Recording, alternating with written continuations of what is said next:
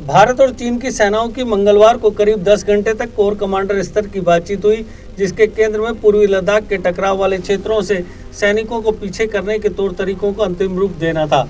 सरकारी सूत्रों द्वारा दी गई जानकारी के मुताबिक बैठक के दौरान प्रतिनिधिमंडल ने इलाके में चीन के नए दावे पर चिंता जताई और पुरानी स्थिति बहाल करने और तत्काल चीनी सैनिकों को गलवान घाटी, पेंगोंग त्सो और अन्य इलाकों से वापस बुलाने की मांग की। बातचीत पूर्वी लद्दाख में वास्तविक नियंत्रण रेखा के पास चुशूल सेक्टर में भारत की तरफ हुई। बैठक सुबह 11 बजे शुरू हुई, रात 9 बजे तक चलती रही। वार्ता में भारतीय प्रतिनिधिमंडल का नेतृत्व 14वीं कोर के commander lieutenant general Harinder Singh ने किया, जबकि चीनी पक्ष का नेतृत्व तिब्बत सैन्य जिले के मेजर जनरल ली यूसलिन ने किया।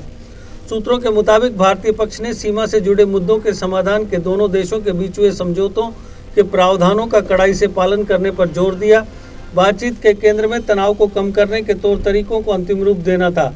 सूत्रों के मुताबिक विश्वास बहाली के उपायों पर भी चर्चा हुई। बैठक में हुई बातचीत की औपचारिक जानकारी नहीं दी गई है। 5 मई को दोनों सेनाओं के बीच शुरू हुए तनाव के बाद कोर कमांडर स्तर की यह तीसरी बातचीत है।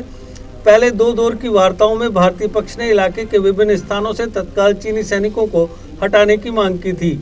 उल्लेखनीय है कि पूर्वी लद्दाख के विभिन्न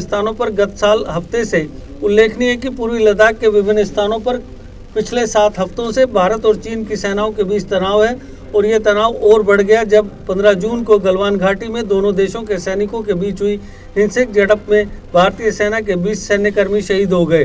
चीनी पक्ष को भी नुकसान हुआ, लेकिन उसने इसकी जानकारी सार्वजनिक नहीं की। दोनों पक्षों के बीच 22 जून को हुई वार्ता में पूर्वी लद्दाख में तनाव वाले सभी स्थानों पर पीछे हटने को लेकर परस्पर सहमति बनी थी। पहले 2 दौर की बातचीत एलएसी के पास चीनी जमीन पर मोल्दो में हुई थी। गलवान घाटी में हुई हिंसा के बाद सरकार ने सशस्त्र बलों को 3500 किलोमीटर लंबी एलएसी के पास चीन के किसी भी दुसाहस का मुंहतोड़ जवाब देने की पूरी छूट दे दी है। पिछले हफ्ते विदेश मंत्रालय ने कड़े शब्दों में बयान जारी कर कहा था कि तनाव के लिए चीन जिम्मेदार है और जिसने मई की शुरुआत में सभी आपसी सहमति को ताक पर रखकर भारी संख्या में सैनिकों की तैनाती एलएसी के पास की।